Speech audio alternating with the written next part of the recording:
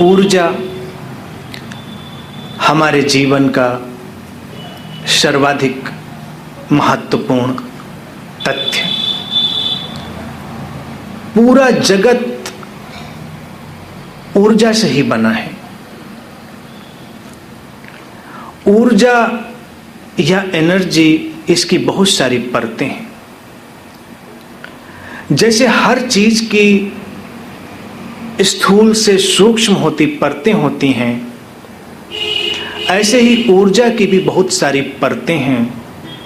दृश्य से अदृश्य की ओर जैसे यात्रा होती है, ऐसे ही ऊर्जा भी और सूक्ष्म होती चली जाती है, और गहरी होती चली जाती है।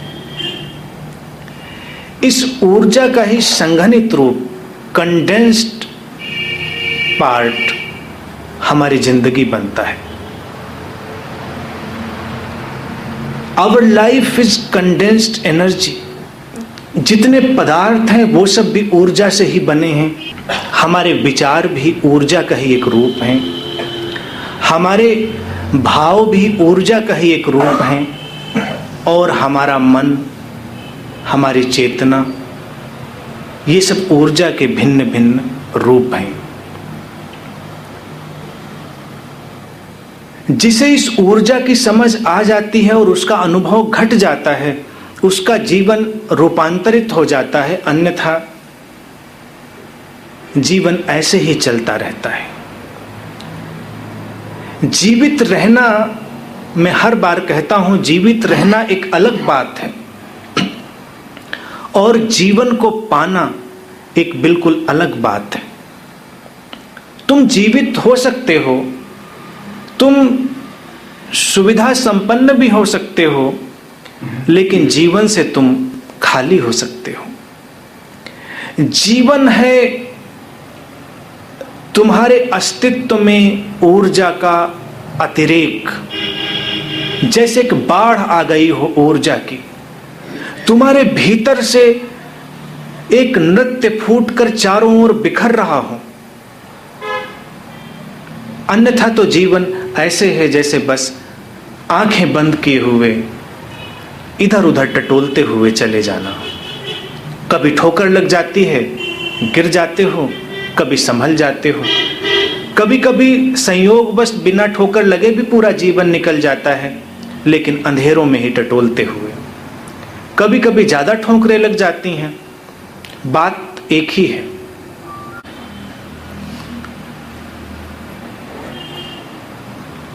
आंख बंद करके अंधेरों में भटकना, इसका नाम जीवन नहीं है। जीवन को खोजना होता है, उसे पाना होता है, उसे उपलब्ध करना होता है।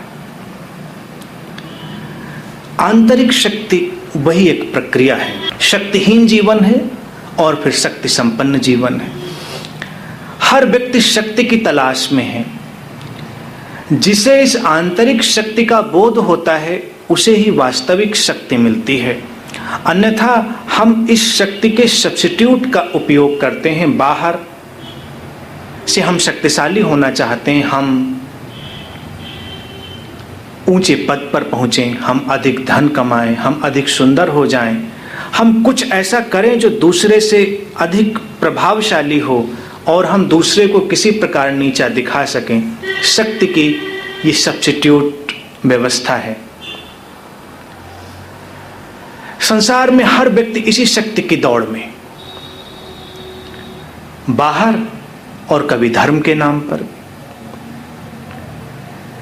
शक्ति का, आंतरिक शक्ति का अपना अनुभव तुम्हें मुक्त करता है, तुम्हें आनंदमय बनाता है, और ऐसा आनंदमय जिसकी आधारशिला तुम्हारे भीतर होती है, वो कहीं बाहर नहीं होती। अब चूंकि इस आंतरिक शक्ति का अनुभव हमारे समाज में कम हो गया है, तो लोगों को ये बातें अनजानी जान पड़ती हैं। आज से 2500 वर्ष पूर्व करीब करीब जब गौतम बुद्ध ने अपनी इस आंतरिक शक्ति का पूरा अनुभव किया और आंतरिक शक्ति के विस्फोट से उनका व्यक्तित्व प्रकाशित हो गया तो कई बातें घटी हमारे समाज में। वो बड़ी रूपांतरणकारी बातें थीं, हमारी भाषा में भी बदलाव आया। इन्हीं बुद्ध के साथ एक शब्द निकला, बुद्धू। आज जिस शब्द का तुम उपयोग करते हो कि तुम बुद्धू हो, ये बुद्धू शब्द बुद्ध का ही टूटा हुआ रूप है। क्योंकि लोग बाहर की शक्ति में तलाश में रत थे कि राजभवन बना लें, बड़े महल बना लें, राजा बन जाएं, चारों ओर मनी पावर, मसल पावर, जो भी पावर के नाम से प्रचलित है उसे अर्जित कर लें। और एक ऐसा ये पागल व्यक्ति जिसके पास सब कुछ था और वो सब छोड़ बैठा, कहता है कि मुझे कुछ उपलब्ध हो गया है जो इस सब से कहीं बड़ा है।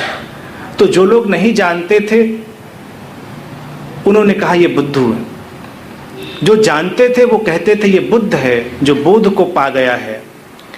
और फिर इसी बुद्ध शब्द को तोड़ दिया उन लोगों ने जिनकी आंखें बंद थीं, और फिर उन लोगों के लिए बुद्धू शब्द इस्तेमाल किया जाने लगा जो अपनी अंदर की खोज में थे और बाहर के संसार के पागलपन से थोड़ा दूर होते थे। अभी भी तुम देखो, अभी भी तुम्हें ऐसे शब्दों का उपयोग करने वाले लोग मिलेंगे। तुम जितनी विक्षिप्तताएं हैं संसार की उन सबको किए चले जाओ, लोग तुम्हें बड़ा शार्प, बड़ा ही एक्टिव, प्रतिभाशाली, सोशल या जैसे भी अच्छे अच्छे नाम होंगे उनसे बुलाएंगे। और थोड़ा तुम प्रश्न खड़े करना शुरू कर दो, उस संसार के विक्षिप्त प्रवाह पर, उस कंडीशन्ड फ्लो पर तुम क्वेश्चंस खड़े करना शुरू करो और उससे अलग हो, अपने अंदर मुड़ो, अपनी शक्ति के वास्तविक स्रोत को खोजो। तो लोग कहेंगे बुद्धू हो गए हो क्या? तो ये हमारे उस 2500 वर्ष पहले की बहुत बड़ी देन थी, दो शब्द, बुद्ध और बुद्धू। एक दिशा जब अंदर की ओर मुड़ती है तो तुम्हें बुद्ध बनाती है। बुद्ध ये सिद्धार्थ का नाम नहीं है, ये हर उस संबुद्ध व्यक्ति का नाम है जो बोध को उपलब्ध होता है। आंतरिक शक्ति जब आती है तो बाहर की शक्ति के जो वैकल्पिक आयोजन हैं वो गिर जाते और तुम थोड़े अजनबी जान पड़ने लगते हो। तुम इस संसार में अपरिचित, आउटसाइडर जान पड़ने लगते हो।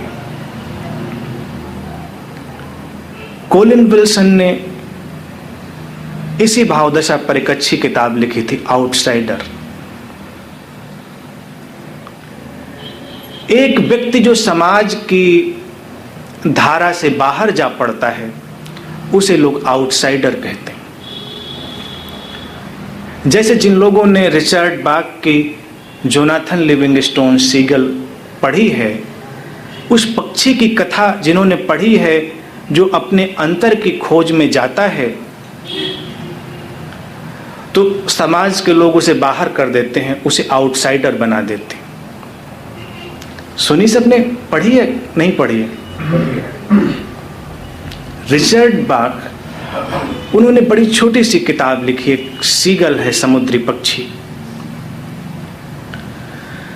सीगल जो पक्षी होते हैं उनकी एक विशेषता होती है कि वो ज्यादा ऊंचाई पर नहीं उड़ते, निचाई पर उड़ते हैं। उनका जीवन सीमित दायरों में बंधा होता है, सीमित दायरों में उड़ते हैं, किनारे आ गई मछलियों का शिकार कर लेते हैं, अपना पेट भर लेते हैं और वहीं किनारे ठहर जाते हैं। कथा कहती है कि इन्हीं सीगल के बीच में एक ऐसा दीवाना सीगल पैदा हुआ जो एक दिन उस निश्चित समाज की मापी गई, जो सीगल का समाज था उनकी जो मापी गई तय ऊंचाई थी, उससे ऊपर चला जाता है, उससे आगे चला जाता है। और जब वहां से वो आगे जाता है तो उसे अंदर ऊर्जा का प्रवाह अनुभव में आता है, ऊर्जा की तरंगें अनुभव में आती हैं और ऊर्जा का हर अनुभव तुम्हें आनंदित बनाता है। तो शीगल और पंख फैलाकर ऊपर उड़ता है। फिर ऊर्जा का प्रवाह इतना तेज बढ़ता है कि उसका सिर घूम जाता है और वो वापस लौट आता है। डरा सहमा कुछ दिन घूमता रहता है अपनी बिरादरी के बीच, लेकिन वो उस अनुभव को भुला नहीं पाता। सोचता है कि कहीं ये मैं कुछ गलत तो नहीं कर रहा हूं, लेकिन फिर उसे लगता है कि गलत अगर है तो उसमें ये आनंद कैसे हो सकता। एक दिन फिर सबकी आंख बचाकर सबसे दूर झुंड से निकलकर फिर वो अपने पंख फैलाकर ऊपर उड़ता है और जब एक निश्चित ऊंचाई तक उठ जाता है और उसका सिर घूमने वाला होता है, तभी उसे एक और सीगल दिखाई देता है, चमकदार पंखों से जिसके रोशनी निकल रही है। और वो सीगल कहता है तुम आ जाओ। वो कहता है अगर यहां से आगे गया तो कहीं मैं समाप्त तो नहीं हो जाऊंगा। वो सीगल कहता है मैं इसी बिंदु पर मिलता हूं, पहले मैं भी इसी तरह घबराता था और अब उस बिंदु के आगे मैंने यात्रा कर ली है और जो सिर घूमने की इस यात्रा से कुछ कदम आगे बढ़ जाते हैं उन्हें मैं मिलता हूं और फिर उन्हें उड़ना सिखाता हूं। और फिर वो दूसरा सीगल जो प्रकाशित है, जिसके पंखों से रोशनी निकल रही है, उस सीगल को उड़ना सिखाता है। वो उड़ता है और ऊंचे और ऊंचे और फिर उसे वो एक जगह पर ले जाता है जहां पहाड़ियां हैं। वो प्रकाशित सीगल उससे कहता है कि देखो उस पहाड़ी तक जाने का क्या रास्ता है। सीगल कहता है उड़कर। उसने कहा अभी तुमने उड़ना सीखा है, अब उड़ने का एक और आयाम है, चाहो और पहुंच जाओ। उसने कहा क्या ऐसा भी संभव है? तो वो कहता है तुम देखो। और वो देखता है पलक झपकते वो प्रकाशित सीगल पहाड़ के सामने के पहाड़ की दूसरी चोटी पर खड़ा होता है और पलक झपकते फिर यहाँ पर, फासला ही नहीं। वो पूछता ये कैसे किया, ये जादू है? वो कहता नहीं जादू नहीं है, तुम्हारा विचार तुम्हारी सीमा है। Your thought is your limitation. Go beyond your thought and then you can do this magic. Magic is within. Explore this magic. हमने विचार पर बात की, तो विचार तुम्हें उस बिंदु तक लाता है जहां तुम्हारा सिर घूम जाता है, तुम आनंद का अनुभव करते हो, तुम चमत्कार के एक जगत का दर्शन करते हो। फिर उस विचार को लांघ कर, उससे छलांग लेकर तुम्हें उस जगह पर आना पड़ता है जहां तुम ये देखते हो कि तुम्हारा विचार तुम्हारी सीमा बन जाता है और एक दिन तुम्हें उस विचार से आगे जाना पड़ता है। आगे कथा बढ़ती है, कहती जब इस अनुभव को लेकर वो सीगल वापस लौटता है और बाकी सीगलों को सूचना मिलती है कि इसने हमारे समाज की बिरादरी की परंपराओं को तोड़ा है।